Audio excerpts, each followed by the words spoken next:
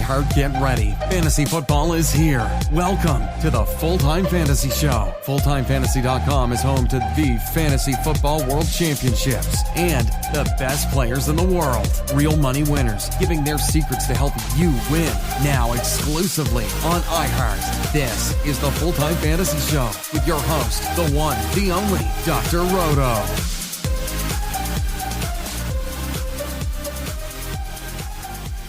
It's Dr. Roto. Get out the insurance cards. Get out the copay. The office is open, my friends. All right, I want to start covering a little bit of NFL free agency. I'm going to cover just some things today. We'll keep on going forward as the week unfolds because there's a lot to talk about. Firstly, Tom Brady. We know he's not coming back to the Patriots. If you've listened to my radio show on the FNTSY Sports Radio Network, you know that I've been talking that he wasn't coming back. And I think the thing that's bothering me the most is that people are thinking this is a money issue. Not for 1 second do I think this is a money issue. I don't. I really believe if Brady wanted the money, they would have given it to him. If Brady said to Robert Kraft last night, Bob, I want 30 mil. He would have been, okay, let's get it done. Because there's no amount that you wouldn't pay Tom Brady. He's the greatest player at his position of all time. Multiple Super Bowl champion. How do you not pay him? You do. You pay him. So I think it had nothing to do with money. And I'm listening to the NFL radio network, the money. I don't think it's the money. I think it's the challenge. Tom Brady is a competitor. And Tom Brady wanted another challenge. He wanted the opportunity to go elsewhere. Look, it was his choice. Sometimes it's not his choice. It wasn't Joe Montana's choice. Joe Montana was ushered out because Steve Young came in. And probably rightfully so. Steve Young was a better quarterback at that time. Doesn't mean he's a better quarterback than Joe Montana, but at that point in his career he was. Here, Brady could have gone for 2 more years. Patriots would never have gotten rid of him. But here I felt that Brady wanted to go on and try something else. Get his juices going. Maybe he wasn't juiced up. Maybe at 43 years old, he needs a reason to want to come back. And going to a new team is that reason. Whatever it is, we need to respect it. Now, I think it's very clear he's going to the Bucs. And I think it makes sense for a lot of reasons. And I'll just start with the following. Believe that the Bucs are best suited to help him. I think they've got an outstanding receiving corps. Outstanding. Okay? And I will put Brashard Perriman in that. You have Mike Evans, Chris Godwin, Brashard Perriman, and O.J. Howard, and for better or worse, Cameron Brate. That's pretty darn good. Ronald Jones is getting better. It's easy to add a running back. It's the easiest thing to find. The offensive line is not bad. And they're close. They're competitive. No state income tax. Not far from New York. Fly down to Florida. Easy peasy. Get on JetBlue. Brady's there and Giselle's there in 2 hours. It's an easy one. I don't believe he's going to the Colts.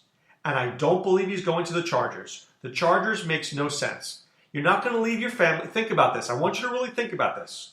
Are you going to leave your family in the East Coast, go to the West Coast, and be in the same division as Patrick Mahomes? How does that make sense? Bruce Arians wants this done. Bruce Arians is the quarterback whisperer. And I think that Brady can learn a lot from Arians, and Arians can learn a lot from Brady. It just makes a lot of sense. Now, the fan base is not really necessarily rabid, but you know what? Brady will figure that part out. It's good weather, good for the old bones. You think Brady wants to be playing in December in Foxborough when you can play in December in Tampa? Come on, this is easy. I believe Brady goes to the Buccaneers. That's what I've said before. TB goes to TB. So, will I miss Brady? Yes, I will miss Brady. But I wish him well, and I want him to go on to his new endeavor and his new team and be successful. I think this is really good for football. I think the Buffalo Bills should win that division. They're a very good team, and it's their time. It's their time. Now, what do the Patriots do? I don't know. I'm not buying into Jarrett Stidham as my quarterback. Just not buying into that. I don't think he's bad, but I just don't think he's the guy you want to build a team around. Now, here's my guess. My guess is I think the Patriots could do something as simple as Andy Dalton. I know that makes you crawl, your skin crawl. But Andy Dalton's not terrible. He's a veteran guy who's been there before. He could teach Stidham, and he could be there for a year if you need him. Maybe two. He's not bad. He is a starter in the NFL. Maybe under Belichick, maybe with Josh McDaniels, he'd be a better player. I can't answer that. But I don't think it's out of control, and it's not going to cost them an arm and a leg because they'll go and make a trade. Right? So it'll cost them, I don't know, a 5th-round pick. You think the Bengals care? They'll take anything for that bum. That, to me, makes most sense. I don't think it's a Case Keenum situation. I think you have a team that can make a playoff run. Andy Dalton's a playoff quarterback. I don't know why we're not hearing more Andy Dalton to the Patriots. Whoever thinks Jameis Winston's going to the Patriots is nuts. Jameis Winston may be a very good player, but you think Bill Belichick wants to watch that guy in the fourth quarter of a playoff game? No way. I don't see that at all. I don't see that at all. All right, more quarterback news. Cam Newton, moving on. The Panthers finalizing a 3-year deal for Teddy Bridgewater. Now, I think the problem here is that this caught us off guard. Because just a couple of weeks ago, Matt Rule was like, oh, Cam Newton's our guy. He's our guy. But is he? The thing was this. Coaches and coaching staffs want their guy. Right? You want to coach up somebody who you know and you want. I'm not saying Cam Newton's not good. Cam Newton's fine. But he's not Matt Rule's guy. And Matt Rule has to bring in a guy who he wants. Teddy B is that player. Teddy B does not make many mistakes. He knows Joe Brady's offense. He's familiar with it. He's a careful, smart quarterback. He will feed Christian McCaffrey. He will feed DJ Moore. He will feed Curtis Samuel. Is he a sexy quarterback? No, but he's effective and he's smart. And he will have a decent career. And Matt Rule is a very good coach. And I think that it gives them an identity. Bridgewater's not going to hurt them. Right? Not going to help them, but he's not going to hurt them. And you can't say that about Jameis Winston. Jameis Winston hurts more than helps. Andy Dalton hurts more than helps. Teddy Bridgewater will help more than hurt. And that's why he's there. Cam Newton, sad to say, a lot of times he hurts more than he helps. Now, where should Cam go? I think the Bears. I think the Bears make so much sense for Cam Newton. It's a perfect landing spot. Mitch Trubisky stinks epically. And going with Tariq Cohen and David Montgomery and Allen Robinson and now Jimmy Graham, I think it makes a lot of sense. I think he ends up there. I think it's a really good spot. I do. I think it's a really good spot. All right, in the radio show yesterday, I mentioned I thought the Cardinals had a terrific day, so I want to talk about that trade. The trade that brought DeAndre Hopkins over to the Cardinals for David Johnson and picks. So, firstly, Bill O'Brien is the worst guy in a front office. He should never be in a front office. He barely should be coaching. That Bob McNair has given this guy carte blanche to screw up this team, I cannot forgive it. If you are a Texan fan right now, you are livid. Now people are like, oh, David Johnson, he could be good. He stinks. His arrow is pointing down. Maybe he gives you 1 year. Maybe. I'll give you 1 year. How about that? I won't give you 2. DeAndre Hopkins is a top 3 receiver in the NFL. Now, I truly believe this next comment that I'm telling you. I believe that Hopkins was fed up with O'Brien. I absolutely will go to my deathbed believing that. And I believe I'm right. And here's the problem with O'Brien. Bill O'Brien, much like Adam Gase, hates when players call him on sucking. And when DeAndre Hopkins didn't like the play calling and he went and he let Bill O'Brien have it, Bill O'Brien didn't want it. Fall in line or get out. Bye.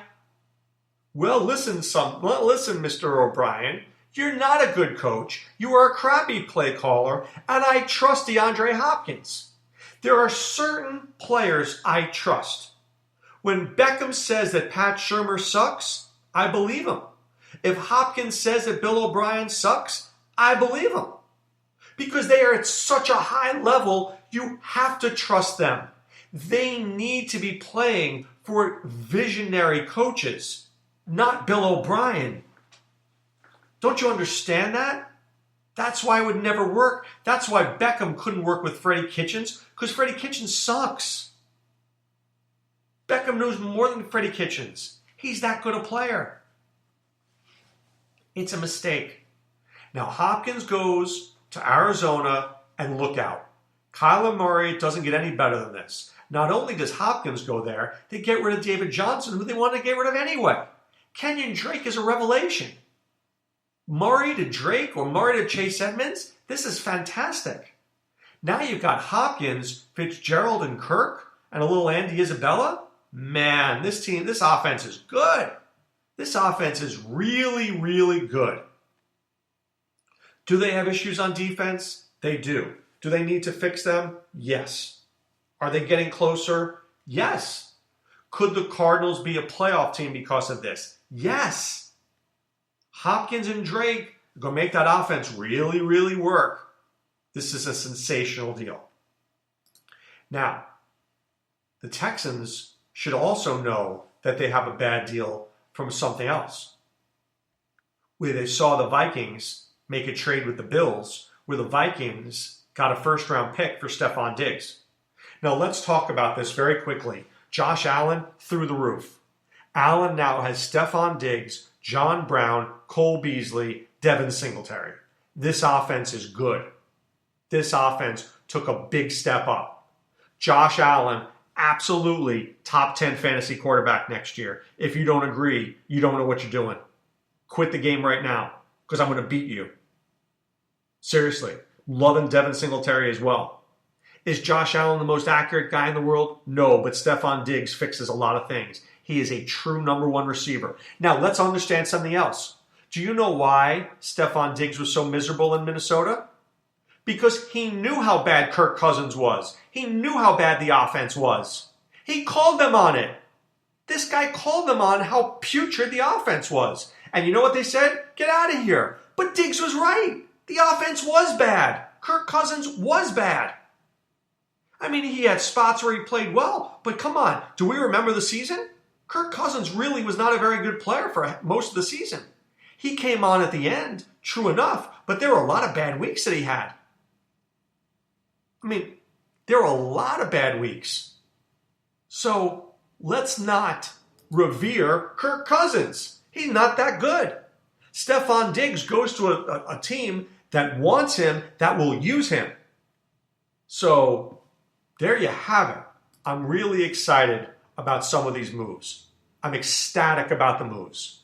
Good on the Bills, good on the Cardinals, good on the Panthers. Bad on the Texans, bad on the Vikings, unless they can make something with their picks, and sadly, bad on the Patriots.